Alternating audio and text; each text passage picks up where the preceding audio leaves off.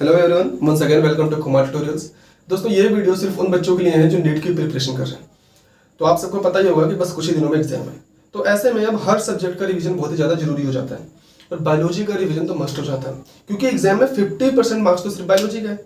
और अगर आप तरीके से बायोलॉजी को रिवाइज करके जाते हो, तरीके से क्वेश्चंस की प्रैक्टिस करके जाते हो, तो आप कम टाइम में बायोलॉजी के ज़्यादा से ज़्यादा क्वेश्चन सॉल्व कर सकते हो और जो टाइम बचता है उसे आप फिजिक्स में लगा सकते हो। लेकिन अगर आपने अच्छे से रिवीजन नहीं किया, अगर आपने अच्छे से क्वेश्चंस की प्रैक्टिस नहीं की, तो जो बायोलॉजी इतनी आसान लगती है वही बायोलॉजी इतनी ज़्यादा कंफ्यूजिंग लगेगी, इतनी ज़्यादा कॉम्प्लेक्स लगेगी कि एग्जाम में आता हुआ क्वेश्चन में गलत करके आओगे। इसलिए बायोलॉजी का रिवीजन तो मस्ट हो जाता है। अब सवाल यह है कि रिवीजन करना कहाँ से? तो रिवीजन करना है एनसीईआरटी से, सिर्फ और सिर्फ एनसीईआरटी। एनसीईआरटी के अलावा कुछ नहीं पढ़ना है। प्रीवियस ईयर के पेपर उठा के देख लेना, सारे क्वेश्चन एनसीईआरटी से बने हैं। एनसीईआरटी के लाइन डायरेक्ट क्वेश्चन बन के आएंगे, इसलिए एनसीईआरटी के अलावा कुछ पढ़ना ही नहीं है। तो आज हम पढ़ने वाले हैं बायोलॉजी का first chapter the living world. तो अपनी एनसीईआरटी निकाल लीजिए, अलग से नोट्स बनाने की जरूरत नहीं है। जो कुछ एक्स्ट्रा बताऊंगा उसे अपनी एनसीईआरटी पर ही लिख लेना। तो चलिए स्टार्ट करते हैं chapter the living world. Chapter start करने से पहले जो यूनिट फर्स्ट है वहां पर एक पैराग्राफ दिया गया है, आपको स्क्रीन पे दिख भी रहा होगा। यहाँ पर कुछ पॉइंट्स हैं, कुछ वर्ड्स हैं जो हमें समझना जरूरी है। पहला है inanimate and animate objects. Animate objects हम लिविंग थिंग्स को कहते हैं, इनएनिमेट ऑब्जेक्ट हम नॉन लिविंग थिंग्स को कहते हैं।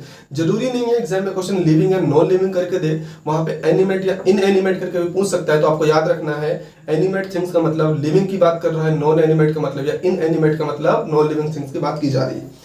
दूसरा है एंथ्रोपोसेंट्रिक व्यू। एंथ्रोपोसेंट्रिक व्यू का मतलब क्या होता है? जहां पर हम सिर्फ और सिर्फ ह्यूमंस को सेंटर में रख के बात करें, सिर्फ इंसानों के भले की बात करें, हम सिर्फ उसी चीज पे काम करें जिसमें हमारा फायदा है, बाकी लिविंग ऑर्गेनिजम्स के बारे में ना सोचें। यहाँ पर याद क्या रखना है आपको? एंथ्रो, ये जो वर्ड है इसे याद रखना। इसका मतलब होता है ह्यूमन। आप इकोलॉजी में पढ़ोगे एंथ्रोपोजेनिक एक्शन, यानी जो ह्यूमन एक्टिविटीज की जा रही हैं उसके बारे में। तो एंथ्रो वर्ड जहां भी आएगा उसका मतलब वहां पर ह्यूमन या ह्यूमन लाइक या ह्यूमन एक्टिविटीज की बात की जा रही है। एक यहाँ पर लाइन और है, मैंने हाईलाइट कर दिया, कुछ ज्यादा खास नहीं, उतनी इंपॉर्टेंट नहीं, आप पढ़ लेना, ना समझ आए कमेंट में बता देना।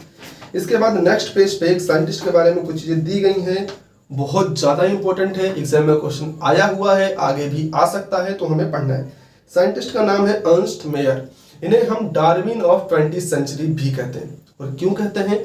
क्योंकि इन्होंने कॉन्सेप्ट दिया था बायोलॉजिकल स्पीसीज का। प्रेजेंट टाइम में भी हम बायोलॉजिकल स्पीसीज की जो डिफिनेशन पढ़ते हैं उसे किसने दी थी? अर्नस्ट मेयर ने। उन्होंने क्या बोला था? कोई भी दो ऑर्गेनिज्म या कोई भी ऑर्गेनिज्म जो नेचर में आपस में रिप्रोड्यूस कर सकें और प्रोड्यूस करें फर्टाइल ऑफस्प्रिंग, उसे क्या कहेंगे? स्पीसीज बोलेंगे। यह बात किसने कही थी? अर्नस्ट मेयर ने।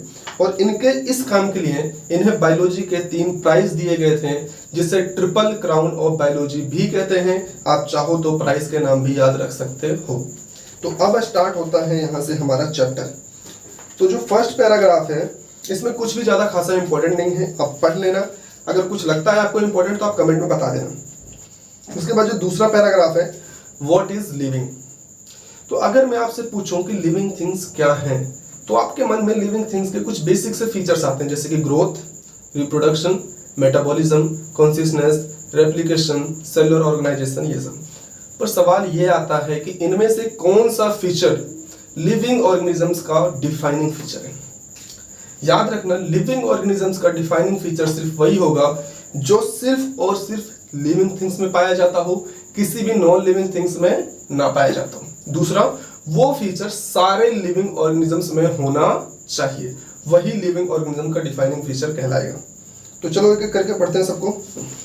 तो सबसे पहला है ग्रोथ। अगर किसी लिविंग ऑर्गेनिज्म का मास बढ़े या उसका नंबर बढ़ रहा हो तो हम कहते हैं वहां पर ग्रोथ हो रही है। Increase in mass and increase in number are the twin characteristics of growth. NCERT की लाइन है, एग्जाम में आया हुआ क्वेश्चन है। इसके बाद यहाँ पे एक पॉइंट और भी ज्यादा इंपॉर्टेंट है, वो ये कि प्लांट्स के अंदर जो ग्रोथ है वो पूरी लाइफ लगातार होती रहती है, जबकि एनिमल्स के अंदर एक पर्टिकुलर टाइम के आने के बाद, एक पर्टिकुलर एज के आने के बाद ग्रोथ रुक जाती है। यहाँ पर एक जो दूसरा पॉइंट मैंने हाईलाइट किया हुआ है कि मेजॉरिटी ऑफ हायर प्लांट्स और एनिमल्स में, इवन मल्टीसेलुलर ऑर्गेनिजम्स की अगर हम बात करें, तो जो ग्रोथ और रिप्रोडक्शन है ये म्यूचुअली एक्सक्लूसिव इवेंट्स हैं। ये क्या है? यानी एक्सक्लूसिव इवेंट्स का मतलब ये दोनों, ग्रोथ और रिप्रोडक्शन दोनों अलग अलग चीजें हैं। मल्टीसेलुलर केस में दोनों अलग अलग टाइम पे हो रही हैं। जबकि यूनिसेलुलर की बात करें, यूनिसेलुलर ऑर्गेनिज्म का मतलब एक सिंगल सेल से बना हुआ ऑर्गेनिज्म। अगर एक यूनिसेलुलर ऑर्गेनिज्म के अंदर सेल डिवीजन होता है तो 1 से 2 हो जाएगा। हम कह सकते हैं यहाँ पर ग्रोथ हुई है, हम ये भी कह सकते हैं यहाँ पर रिप्रोडक्शन भी हुआ है। तो यूनिसेलुलर के केस में ग्रोथ और रिप्रोडक्शन दोनों एक दूसरे के साइनोनिम हो जाते हैं। इस केस में हम कहते हैं कि ग्रोथ और रिप्रोडक्शन दोनों ही इंक्लूसिव इवेंट्स हैं यूनिसेलुलर के केस में। इसके बाद अगला सवाल ये आता है कि क्या ग्रोथ लिविंग ऑर्गेनिजम्स का डिफाइनिंग फीचर है या नहीं। उसका जवाब है नहीं। आपने देखा होगा कि जो पहाड़ होते हैं या रेगिस्तान में जो रेत के टीले होते हैं, उनके ऊपर लगातार बाहर से धूल मिट्टी के जमने की वजह से उनका मास लगातार बढ़ता रहता है।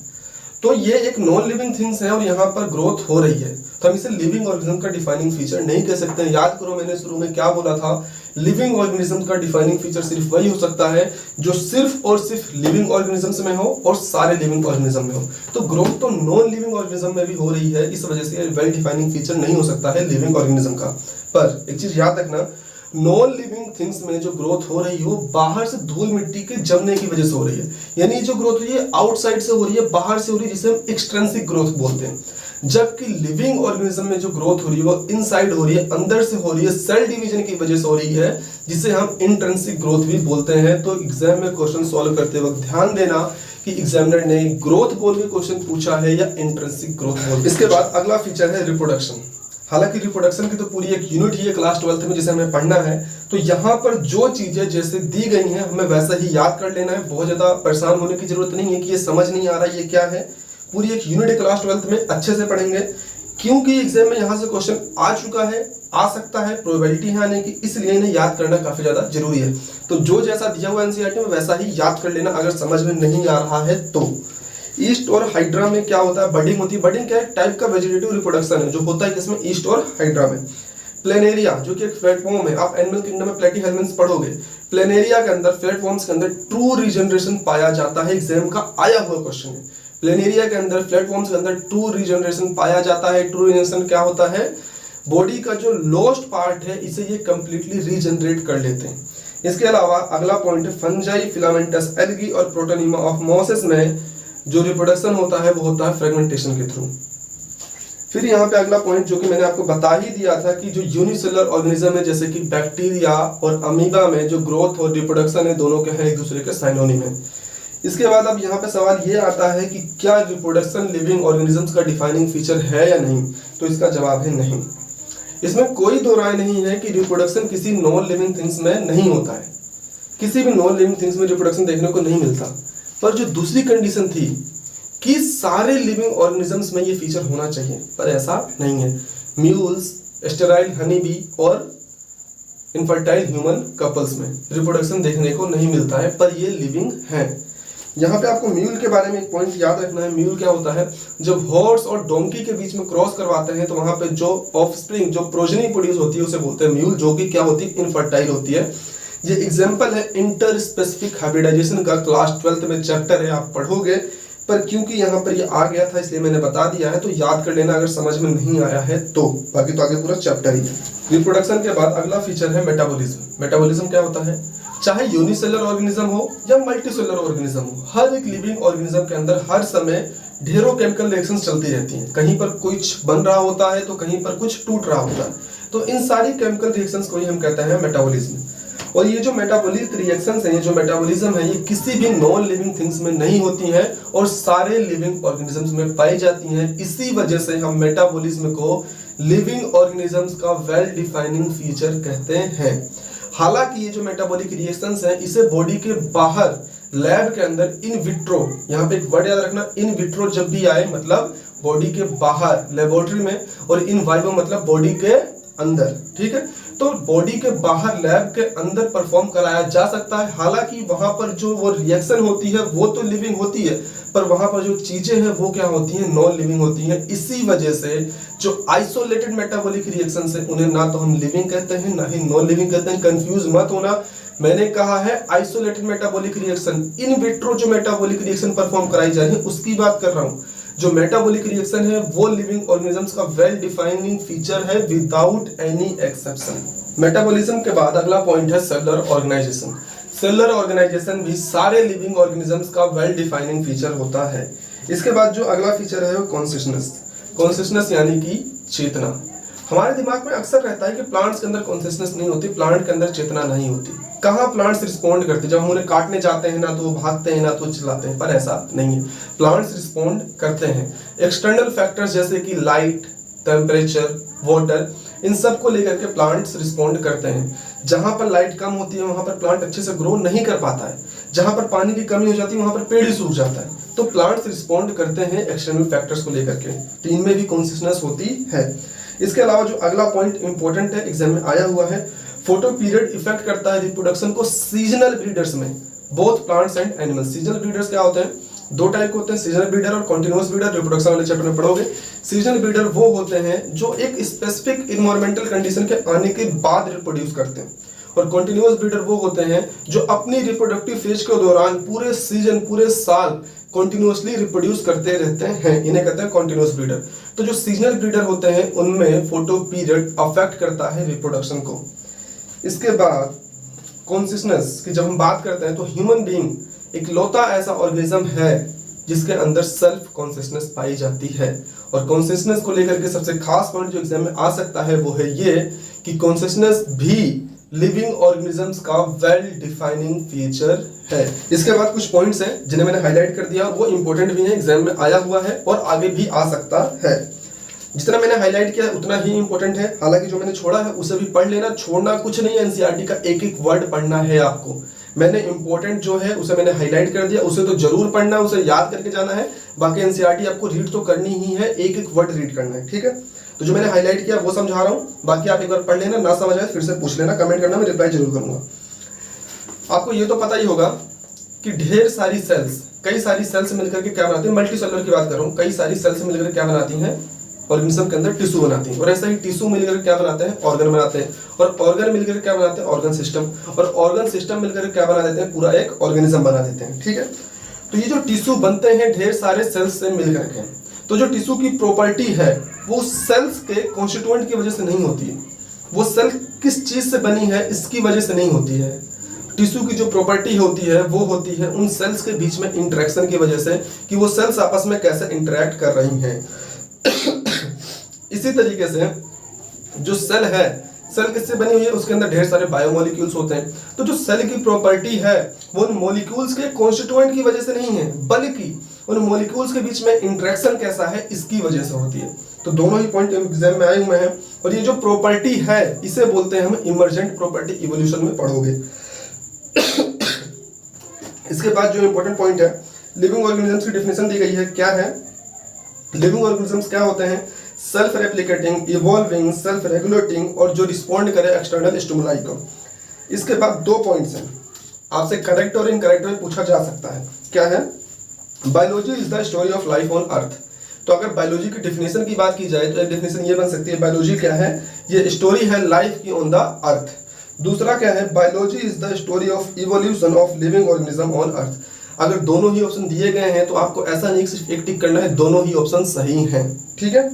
इसके बाद एक और पॉइंट दिया गया है कि अभी प्रेजेंट में, पास्ट में और फ्यूचर में जितने भी लिविंग ऑर्गेनिजम्स प्रेजेंट हैं वो सब क्या है, एक कॉमन जेनेटिक मटेरियल शेयर करते हैं। अगर मैं बात करूं अपने एंसेस्टर्स को देखो, आपके दादा परदादा जितने भी हैं सबका जेनेटिक मटेरियल क्या था, डीएनए था।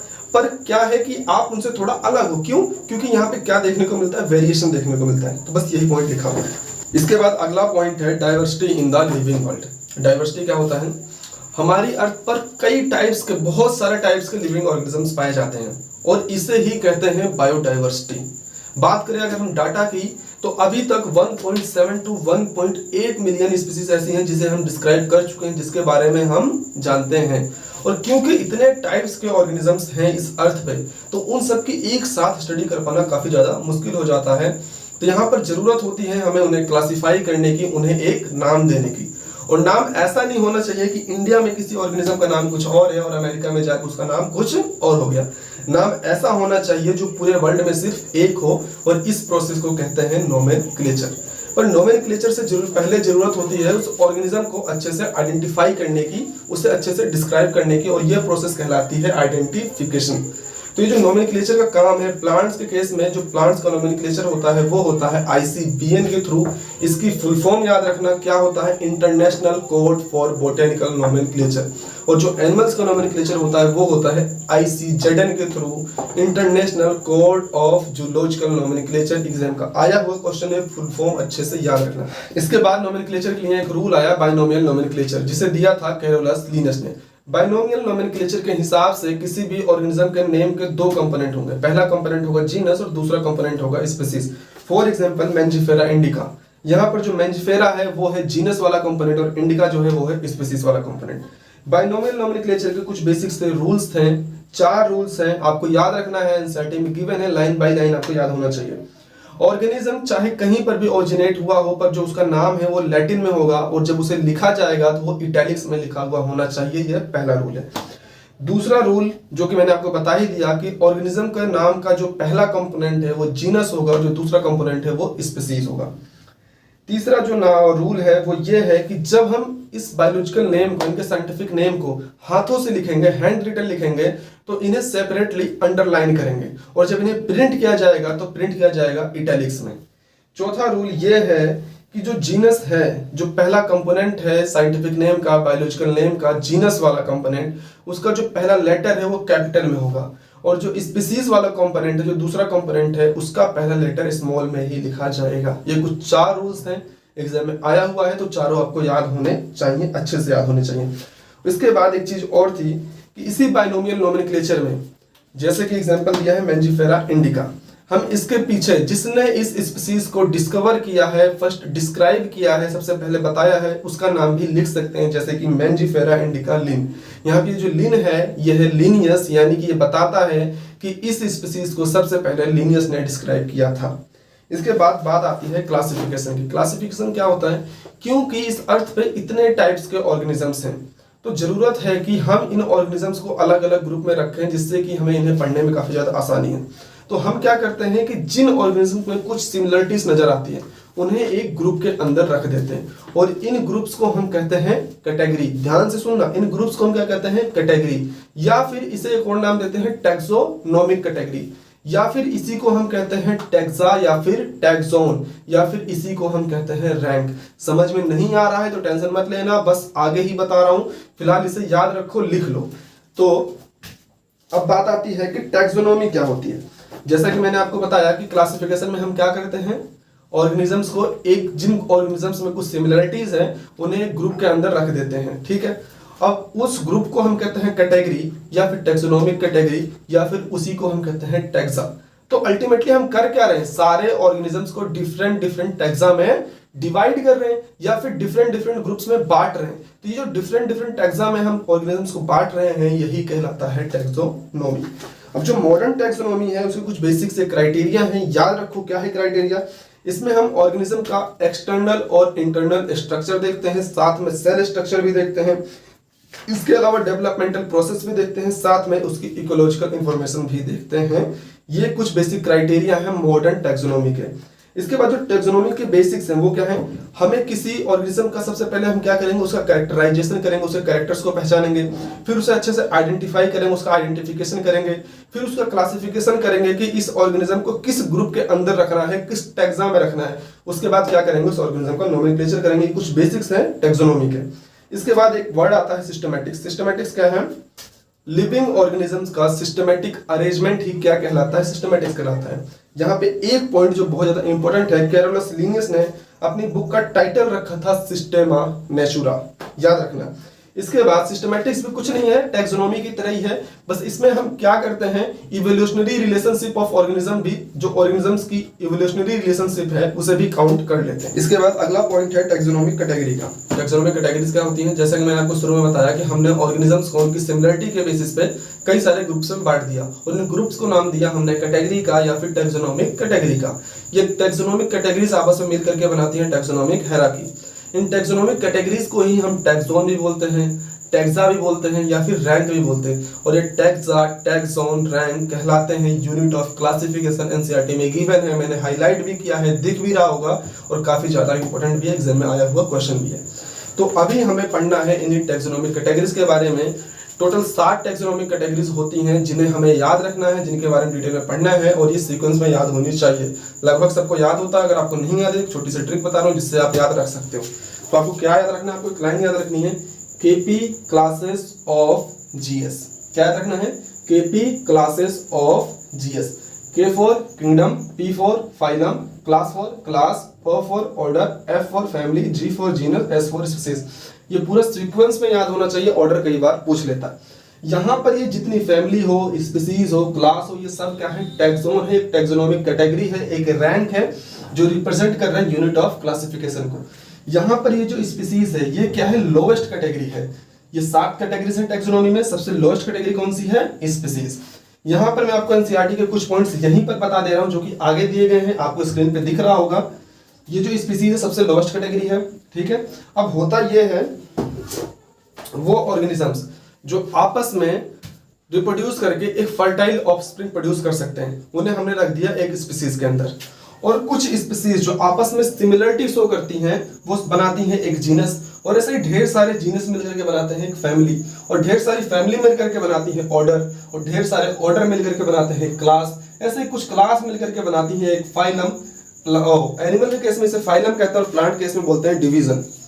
तो ऐसे ही बनता है एक फाइलम, और फाइलम मिलकर के बनाता है किंगडम। अगर नहीं समझ आया तो एग्जांपल से बताता हूँ। जैसे आपका गांव है, तो गांव के अंदर ढेर सारे लोग मिलकर के बनाते हैं गांव, ऐसे ढेर सारे गांव से मिलकर के बनता है एक जिला, ऐसे ढेर सारे जिलों से मिलकर के बनता है एक राज्य, और ऐसे ढेर सारे राज्य से मिलकर के बनता है एक देश, और ढेर सारे देश से मिलकर बनता है एक संसार, वर्ल्ड, ठीक है। तो कुछ इसी तरीके से ये भी है।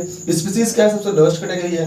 ढेर सारी स्पीसीज मिलकर के क्या बनाएंगे, जीनस, जीनस मिलकर क्या बनाएंगे, फैमिली, ढेर सारी फैमिली मिलकर क्या बनाएंगे, ऑर्डर, ढेर सारे ऑर्डर मिलकर क्या बनाएंगे, क्लास, और ऐसी क्लास से फैमिली, फैमिली से किंगडम। यहाँ पर एक पॉइंट जो आपको याद रखना है वो क्या है, जब आप नीचे से ऊपर की तरफ जाओगे तो क्या होगा, जो कॉमन कैरेक्टर्स है वो क्या होगा, घटता जाएगा। क्यों घटता जाएगा भाई, स्पीसीज के अंदर आपको ढेर सारी सिमिलरिटी देखने को मिलेगी। अब भाई गांव के अंदर जो है आप लोगों को बहुत अच्छे से जानते हो, उनके अंदर काफी ज्यादा सिमिलरिटी होगी। वहीं जब आप ऊपर जाते जाओगे, जैसे जैसे ऊपर जाओगे, जो कॉमन कैरेक्टर्स हैं, जो सिमिलरिटीज हैं, वो क्या है, घटती चली जाएंगी। जब आप एक राज्य से दूसरे राज्य में जाओगे तो वहां आपको कुछ और देखने को मिलेगा, और जैसे आप देश छोड़ के दूसरे देश में जाओगे वहां पे तो सारी चीजें बिल्कुल ही अलग होंगी। तो बिल्कुल इसी तरीके से जब आप यहां से ऊपर जाओगे तो कॉमन कैरेक्टर्स क्या होंगे, घटते जाएंगे, सिमिलरिटीज क्या है, घटती जाएंगी। और जब ऊपर से नीचे आओगे तो क्या होगा, कॉमन कैरेक्टर्स बढ़ते जाएंगे।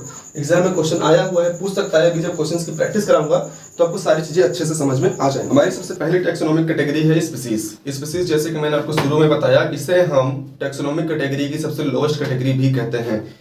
जिन ऑर्गेनिजम्स के अंदर काफी ज्यादा फंडामेंटल सिमिलरिटीज देखने को मिलती है उन्हें हम एक ग्रुप के अंदर रखते हैं, कैटेगरी में रखते हैं, जिसे हम नाम देते हैं स्पीसीज का। यहाँ पर कुछ एग्जांपल दिए गए हैं, मैंजीफेरा इंडिका, सोलेनम ट्यूबरोसम और पैंथरा लियो।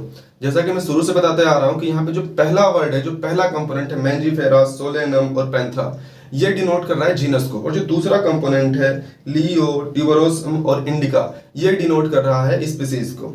यहाँ पर आगे एक पॉइंट दिया गया है जो कि इंपॉर्टेंट है, ये जरूरी नहीं है कि एक जीनस के अंदर सिर्फ एक ही स्पीसीज हो, एक से ज्यादा स्पीसीज हो सकती हैं, और इस टाइप के जीनस को हम पॉलीटिपिक जीनस भी कहते हैं। इसका एग्जांपल एनसीईआरटी में दिया गया है। जैसा कि हमने देखा है, पैंथरा एक जीनस है जिसकी एक स्पीसीज हमने पढ़ी लियो, जो कि साइंटिफिक नेम है इसका लॉयन का। इसी पैंथरा के अंदर एक स्पीसीज और पाई जाती है, टाइग्रिस। एक स्पीसीज और आती है इसी पैंथरा के अंदर, पार्डस, जो साइंटिफिक नेम है किसका, लीपोर्ड का। दूसरा एग्जांपल है यहाँ पे सोलेनम। सोलेनम क्या है, एक जीनस है जिसके बारे में अभी हमने पढ़ा, सोलेनम ट्यूबरोसम, जो कि साइंटिफिक नेम है किसका, पोटैटो का। तो इसी सोलेनम के अंदर कुछ और स्पीसीज भी आती हैं, जैसे कि मेलंजीना और नाइग्रा। यहाँ पे आपको याद क्या रखना है, सोलेनम मेलंजीना साइंटिफिक नेम होता है ब्रिंजल का, याद रखना। और सोलेनम नाइग्रम जो है साइंटिफिक नेम होता है मकोई का, और सोलेनम ट्यूबरोसम जो साइंटिफिक नेम होता है किसका, पोटैटो का। तो यहाँ से क्वेश्चन बन सकता है। बात करें अगर हम ह्यूमंस की, तो ह्यूमंस का जो साइंटिफिक नेम होता है वो होता है होमो सेपियंस, यानी जो सेपियंस है वो क्या है, ह्यूमंस की स्पीसीज है, और होमो क्या है, जीनस। इसके बाद हमारी अगली कैटेगरी है जीनस। जिन स्पीसीज के अंदर कुछ फंडामेंटल सिमिलरिटीज नजर आती हैं उन्हें हम एक अलग ग्रुप के अंदर डाल देते हैं, जिसे बोलते हैं हम जीनस। जैसे यहाँ पर एग्जांपल दिया गया है, पोटैटो और ब्रिंजल दोनों क्या है, एक अलग स्पीसीज है, जिसे एक कॉमन ग्रुप में, एक जीनस में रखा है, सोलेनम में। पोटैटो का साइंटिफिक नेम क्या है, अभी थोड़ी देर पहले बताया था, पोटैटो और ब्रिंजल दोनों का बताया। पोटैटो का साइंटिफिक नेम क्या है, सोलेनम ट्यूबरोसम, और ब्रिंजल का साइंटिफिक नेम क्या है, सोलेनम मेलंजीना। तो सोलेनम क्या है, इन दोनों का एक ही जीनस है, दो अलग अलग स्पीसीज है, पोटैटो और ब्रिंजल। ट्यूबरोसम और मेलनजीना दो अलग अलग स्पीसीज हैं जिसे एक कॉमन ग्रुप में रखा गया है, एक ही जीनस में रखा गया है सोलेनम में। इसके बाद दूसरा एग्जांपल क्या है, पैंथरा। एक ही जीनस है जिसके अंदर तीन अलग अलग स्पीसीज रखी गई हैं, लियो, टाइग्रिस और पार्डस। यहाँ पे आप इनके कॉमन नेम भी याद रखना। वैसे टाइग्रिस का तो याद ही रखोगे, टाइग्रिस का टाइगर हो जाएगा, लियो से लोयन हो जाएगा। पार्डस में आपको दिक्कत हो सकती है तो पार्डस का याद रखना आप क्या होगा, लीपोर्ड होगा। ठीक है। यहाँ पर बाद में एक और पॉइंट दिया गया है कि जो कैट्स हैं, कैट का जो जीनस है वो क्या होता है, फेलिस होता है। आपको याद रखना है, बस जीनस में सिर्फ इतना ही है, यहाँ पे हमें सिर्फ इतना ही पढ़ना है। इसके बाद हमारी नेक्स्ट कैटेगरी है फैमिली। जो जीनस आपस में कुछ फंडामेंटल सिमिलरिटीज शो करते हैं उन्हें हम एक अलग ग्रुप के अंदर रखते हैं जिसका नाम क्या है, फैमिली। और जैसा कि मैंने आपको शुरू में बताया था कि जैसे जैसे हम ऊपर बढ़ते जाएंगे जो सिमिलरिटीज हैं इन ऑर्गेनिजम्स के बीच में क्या है, वो घटती चली जाएंगी। तो जो जीनस आपस में कुछ सिमिलरिटीज शो करते हैं उन्हें हम एक अलग ग्रुप के अंदर रखते हैं जिसका नाम क्या है, फैमिली। एनसीईआरटी में एक पॉइंट गिवन है, आप उसे याद रखेंगे। Families are characterised on the basis of both vegetative and reproductive feature of the plant species. ये पॉइंट आपको प्लांट किंगडम में क्लास 11th की बायोलॉजी का जो तीसरा चैप्टर है और क्लास 12th में जब आप दूसरा चैप्टर पढ़ोगे वहां पे इसके बारे में डिटेल में पढ़ेंगे। यहाँ पर आप इसे एग्जैक्ट ऐसे ही याद रख लो, इंपॉर्टेंट है, एग्जाम में आ चुका है, आगे भी आ सकता है। तो जैसा कि मैंने कहा कि जो जीनस आपस में कुछ सिमिलरिटी शो करते हैं उन्हें हमें एक ग्रुप के अंदर रखते हैं जिसका नाम क्या है, फैमिली। फॉर एग्जांपल अगर हम बात करें सोलेनम, पिट्यूनिया और धतूरा, तीनों ही क्या है, अलग अलग जीनस हैं जिसे हमने एक कॉमन ग्रुप के अंदर एक ही फैमिली के अंदर रखा है। उस फैमिली का नाम क्या है, सोलेनेसी। आपको याद रखना है। अच्छा एक बात बताओ, सोलेनम जीनस के बारे में अभी हमने पढ़ा, तो बताओ सोलेनम के अंदर कौन कौन सी स्पीसीज आती हैं। अभी हमने पढ़ा है सोलेनम के अंदर कौन कौन सी स्पीसीज आ रही है, ट्यूबरोसम, मेलनजीना और नाइग्रा। इनके कॉमन नेम क्या है, ट्यूबरोसम का कॉमन नेम क्या है, पोटैटो, मेलनजीना का कॉमन नेम क्या है, ब्रिंजल, और नाइग्रा का कॉमन नेम क्या है, मकोई। इसी में दूसरा एग्जांपल क्या है, पैंथरा। पैंथरा जीनस के बारे में हमने पढ़ा जिसमें कौन कौन सी स्पीसीज थी, लियो, टाइग्रिस और पार्डस। और ऊपर हमने पढ़ा था जीनस में ही कैट का जो जीनस है वो क्या होता है, फेलिस। तो ये जीनस है फेलिस और पैंथरा, इन दोनों को हमने एक कॉमन ग्रुप के अंदर रखा, एक ही फैमिली के अंदर रखा। उस फैमिली का नाम क्या है, फेलिडी। इसी में आगे एक पॉइंट दिया गया है कि जो डॉग्स की फैमिली है वो क्या होती है, कैनिडी होती है। आपको याद रखना है पैंथरा और फेलिस किसके अंदर है, फेलिडी के अंदर, और डॉग्स की फैमिली क्या है, कैनिडी। फैमिली के बाद अगली टैक्सोनॉमिक कैटेगरी है ऑर्डर। तो जो फैमिली आपस में कुछ बेसिक सिमिलरिटी शो करती हैं उन्हें हम एक अलग ग्रुप में रखते हैं जिसका नाम क्या है, ऑर्डर। एग्जांपल की बात करें तो कन्वोल्वुलेसी और सोलेनेसी दोनों अलग अलग फैमिली है जिन्हें हमने एक ही ऑर्डर में रखा है, पॉलीमोनियल्स में। आपको याद रखना है और कुछ नहीं करना। बाकी जब आप प्लांट मॉर्फोलॉजी पढ़ोगे तो वहां पे सारी चीजें डिटेल में दी गई तो आप अच्छे से समझ पाओगे। फिलहाल के लिए आप सिर्फ याद रख लो कि कन्वोल्वुलेसी और सोलेनेसी दोनों क्या है, अलग अलग फैमिली है जिसे हमने एक ही ऑर्डर में रखा है, किसमें, पॉलीमोनियल्स में। इसके बाद क्या है, फैमिली फेलिडी और कैनिडी। कैनिडी क्या है, डॉग्स की फैमिली है, और फेलिडी क्या है, कैट्स और पैंथरा की फैमिली है। पैंथरा में हमने क्या क्या पढ़ा था, लियो पढ़ा था, टाइग्रिस पढ़ा था, पार्डस पढ़ा था। तो जो फेलिडी और कैनिडी है इन्हें हमने एक ही ऑर्डर में रखा है, कार्निवोरा में। तो ऑर्डर में यहाँ पे सिर्फ इतना ही दिया गया है, आपको सिर्फ इतना ही करना है, एग्जांपल्स याद रखने हैं। इसके बाद हमारी नेक्स्ट टैक्सोनॉमिक कैटेगरी है क्लास। तो कुछ ऑर्डर्स आपस में मिल करके बनाते हैं हायर टैक्सोनॉमिक कैटेगरी, क्लास को। एग्जांपल की बात करें तो हमारे पास एक ऑर्डर है प्राइमेटा जिसके अंदर आते हैं मंकी, गोरिल्ला और गिबन। और दूसरा ऑर्डर हमारे पास कार्निवोरा जिसके बारे में हम ऑलरेडी पढ़ चुके हैं, जिसके अंदर आता है टाइगर, कैट और डॉग्स। दो अलग अलग ऑर्डर है, कार्निवोरा और प्राइमेटा, पर इन दोनों को एक ही ग्रुप के अंदर रखा गया है, एक ही क्लास के अंदर रखा गया है, क्लास मैमेलिया में। तो आपको याद रखना है कार्निवोरा और प्राइमेटा दोनों कौन से क्लास में आते हैं, क्लास मैमेलिया में। क्लास के बाद अगली टैक्सोनॉमिक कैटेगरी है फाइलम। यहाँ पे हमें फाइलम के बारे में कुछ नहीं पढ़ना है, बस आप इतना याद रखो क्लास के बाद जो नेक्स्ट हायर टैक्सोनॉमिक कैटेगरी क्या है वो है फाइलम है। यहाँ पे मैं इसे इसलिए छुड़वा रहा हूँ, बस आप इतना याद रखना कि फाइलम को प्लांट्स के केस में क्या बोलते हैं, डिवीजन बोलते हैं। क्योंकि जो चौथा चैप्टर है बायोलॉजी का एनिमल किंगडम, यहाँ पे एक पॉइंट दिया गया है, पूरा एक चैप्टर पढ़ा है वहाँ पे कोडेट्स का, तो आप वहाँ पे अच्छे से पढ़ोगे आपको सब कुछ समझ आएगा। तो इसलिए इसमें कुछ नहीं पढ़ना है, इसे आप छोड़ दो। इसके बाद क्या है, किंगडम। किंगडम क्या होता है, जो आपका अगला चैप्टर है बायोलॉजिकल क्लासिफिकेशन, वहीं पे आप पढ़ोगे 5 किंगडम क्लासिफिकेशन के बारे में। तो एनिमल किंगडम पढ़ोगे, प्लांट किंगडम पढ़ोगे, तो डिटेल में पढ़ने वाले हो। यहाँ पे इसमें कुछ खासा दिया नहीं गया है, एक पॉइंट जो दिया गया है जिसे मैं शुरू में आपको बता चुका हूँ, क्या कि जैसे जैसे हम जो टैक्सोनॉमिक हायरार्की है ऊपर जाएंगे क्या होगा, सिमिलर कैरेक्टर्स क्या होंगे, घटते जाएंगे, और जब ऊपर से नीचे आएंगे तो क्या होंगे, कैरेक्टर सिमिलरिटीज जो है वो बढ़ती जाएंगी। तो बस यहाँ पे यही एक पॉइंट इंपॉर्टेंट है, बाकी कुछ भी इंपॉर्टेंट नहीं है, आप चाहो तो पढ़ के देख लेना। बाकी जो तीसरा चैप्टर है प्लांट किंगडम और जो चौथा चैप्टर है एनिमल किंगडम और दूसरा चैप्टर बायोलॉजिकल क्लासिफिकेशन में भी सब कुछ हम डिटेल में पढ़ने वाले हैं। इसके बाद यहाँ पे एक टेबल दिया गया है, आप चाहो तो याद कर सकते हो। बाकी जब आप प्लांट किंगडम और एनिमल किंगडम पढ़ लोगे तो आपको याद करने की जरूरत ही नहीं पड़ेगी, आपको अपने आप ये रट जाएगा। इसके बाद नेक्स्ट टॉपिक है टैक्सोनॉमिकल एड्स। टैक्सोनॉमिकल एड क्या होता है, ये वो चीजें होती हैं जो टैक्सोनॉमिकल स्टडीज में हमारी हेल्प करती है, जैसे कि हार्बेरियम।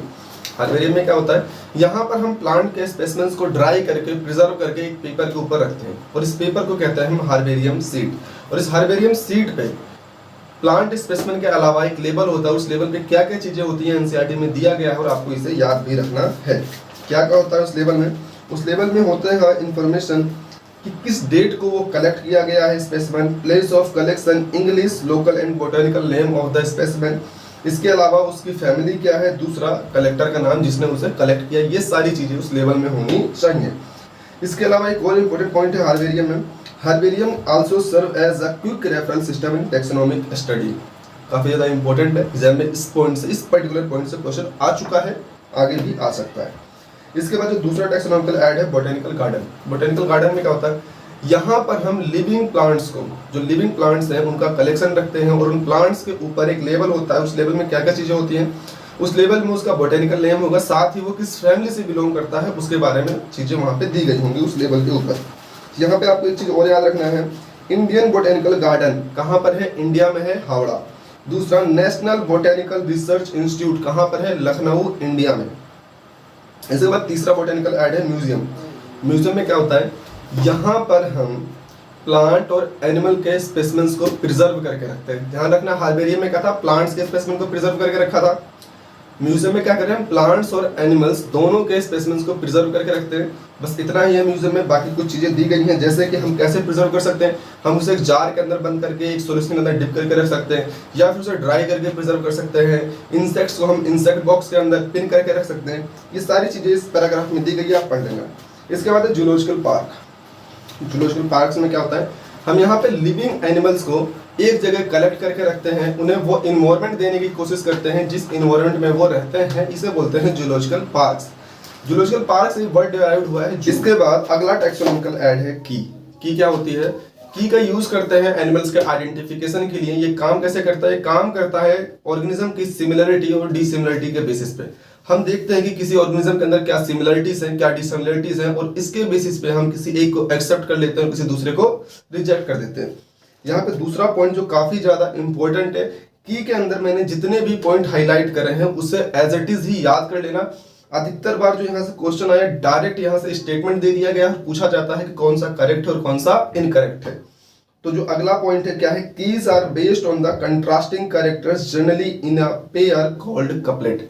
कंट्रास्टिंग कैरेक्टर क्या होता है, जैसे मैं कहूँ ये मोटा, ये पतला, ये लंबा, ये छोटा, तो इसे क्या बोलते हैं, कंट्रास्टिंग कैरेक्टर बोलते हैं। और जनरली क्या होते हैं, पेयर में होते हैं और इसे हम कपलेट बोलते हैं, याद रखना।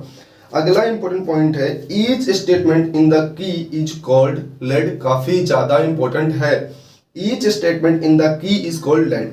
इसके बाद जो पॉइंट है, separate taxonomic keys are required for each taxonomic category. हर एक टैक्सोनॉमिक कैटेगरी के लिए, टैक्सोनॉमिक कैटेगरी यानी टैक्सा, टैक्सोन, वो ग्रुप, यानी जो हमने पढ़ा था KP classes of GS, kingdom, phylum, class, ये सब, इन सब के लिए एक सेपरेट टैक्सोनॉमी की होनी चाहिए। इसके बाद जो अगला इंपॉर्टेंट पॉइंट है वो है, keys are generally analytical in nature. ये भी इंपॉर्टेंट है। मैनुअल्स क्या है, किसी एक गिवन पर्टिकुलर एरिया में जो प्लांट्स हैं उनके आइडेंटिफिकेशन के लिए जिस इंफॉर्मेशन की जरूरत होती है, वो इंफॉर्मेशन कहाँ होती है, किस बुक के अंदर होती है, मैनुअल्स के अंदर होती है। तो फ्लोरा क्या है, फ्लोरा के अंदर किसी गिवन एरिया में जो प्लांट्स के हैबिटेट और डिस्ट्रीब्यूशन की इंफॉर्मेशन है वो क्या है, फ्लोरा के अंदर है। मैनुअल्स के अंदर जो एक गिवन एरिया है वहां पर जो प्लांट्स हैं उनके आइडेंटिफिकेशन के लिए जिस इंफॉर्मेशन की जरूरत होती है वो इंफॉर्मेशन किस बुक के अंदर है, मैनुअल्स के अंदर है। इसके बाद है मोनोग्राफ। मोनोग्राफ के अंदर क्या होता है कि किसी पर्टिकुलर टैक्सोन की जो इंफॉर्मेशन होती है वो कहां पर होती है, मोनोग्राफ के अंदर होती है। इसके बाद एक चीज है कैटलॉग, जो एनसीईआरटी के अंदर नहीं दिया है पर आपको याद रखना है। कैटलॉग में क्या होता है, किसी पर्टिकुलर प्लेस पे जो स्पीसीज पाई जा रही हैं उनका अल्फाबेटिकल अरेंजमेंट जो होता है वो होता है कैटलॉग के अंदर। तो यहाँ पर हमारा ये चैप्टर खत्म होता है। अब आपको करना क्या है कि एनसीईआरटी से इस पूरे चैप्टर को रीड कर लेना है, रिवाइज कर लेना है, चीजों को अच्छे से याद कर लेनी है। इस लेक्चर के पार्ट 2 में हम क्वेश्चंस की प्रैक्टिस करेंगे। अगर आपको चीजें अच्छे से याद होंगी तो क्वेश्चंस की प्रैक्टिस करने में आपको मजा आएगा। आप मुझसे पहले क्वेश्चंस को सॉल्व करके बैठ जाओगे और तो ही तरीके से क्वेश्चन सॉल्व करने का मतलब निकलेगा।